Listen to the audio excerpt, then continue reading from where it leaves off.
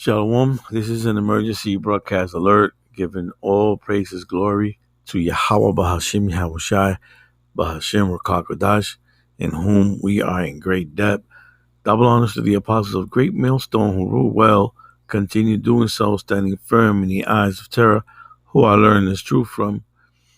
To the elders, the bishops, Akim and Akwab, salutations and blessings to the house of David. These we are the hopeful elect. Salakia. This is another quick one.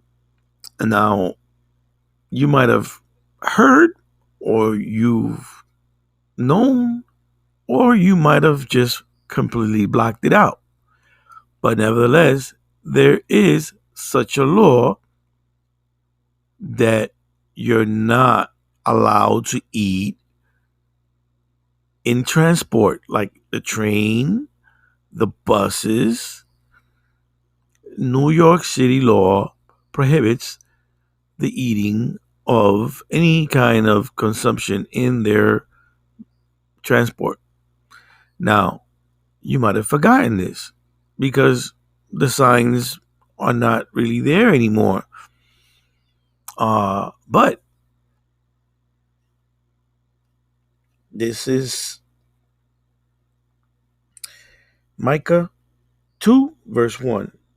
Woe to them that devise iniquity and work evil upon their beds.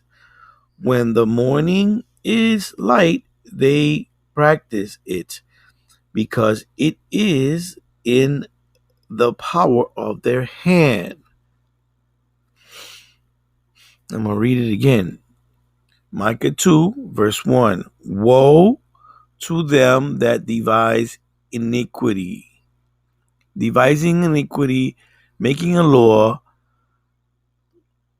to either ticket you because you need to go to work and you don't have enough time to make breakfast because you're always constantly running, and so they pressuring you to do these things, and you have no time for yourself, and then you end up buying some food in some store, and you got to eat it while you're going to work in your transport, and here comes this cop telling you, I need to see your ID because you're not supposed to eat. You're breaking the law. And then if you do what this guy is doing, and I'll show you in a minute, then he can take it a step further and lock you up because he can call it some type of resisting. So, woe to them that devise iniquity and work evil upon their beds. So they think about it before they make a law to actually bring constant pressure and keep you in a state where you are troubled. Woe to them that devise iniquity and work evil upon their beds.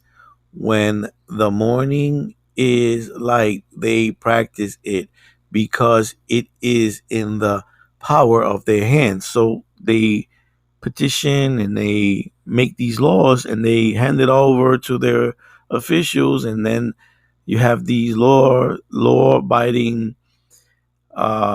citizens who have their jobs to carry out these laws, who are called centurions, who will stop you and carry out their task.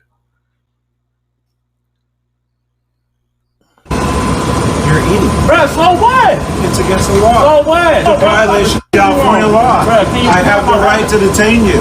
No, you don't. Yes, I do. You can go to jail. I'm not going to jail for eating a sandwich. No, for resisting arrest. I'm not resisting arrest. You are resisting. I haven't done anything wrong. You single me out of all these people. You're eating. Bruh, so what? It's against the law. So what? It's a violation of California law. Bruh, I have the right to detain you. No, you don't. Yes, I do. You can go to jail. I'm not going to jail for eating a sandwich. No. The surprise to this is that the article says Update 3:45 p.m. Monday, November 11. Bart, top official, general manager, reports Powers issued a public apology Monday to a man detained and handcuffed last week after one of the transit agency police officers spotted him eating a sandwich on a train platform. The November 4th incident sparked a social media backlash against Bart and pro- prompted at least one eating in protest. So, like, yeah, in response, Powers said in his statement that although eating in Bart's paid area is banned, that he was disappointed in how the encounter between Officer D. McCormick and passenger Steve Foster unfolded. The officer was doing his job, but context is key. Powers' statement said enforcement of infractions such as eating and drinking inside our paid area should not be used to prevent us from delivering on our mission to provide safe, reliable, and clean transportation. We have to read each situation and allow people to get where they are going on time and safely. I apologize to Mr. Foster, our writer, employee, and the public who have had an emotional reaction to the video. So, like, yeah, so if nobody would have said nothing, this guy would have probably end up cited or who knows in prison. There is such a law, so it's just a matter of time before things could get out of hand, and nobody says nothing.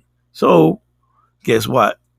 This can go and escalate to something else, okay? Because this guy might have been someone was videotaping him as this guy stopped him, and so on and so forth. But if nobody actually videotapes you, this guy would have nobody would have ever known that he was being stopped for that. So, anyways, it is what it is. All praise to Yahweh Bash and Yahushua, King coming.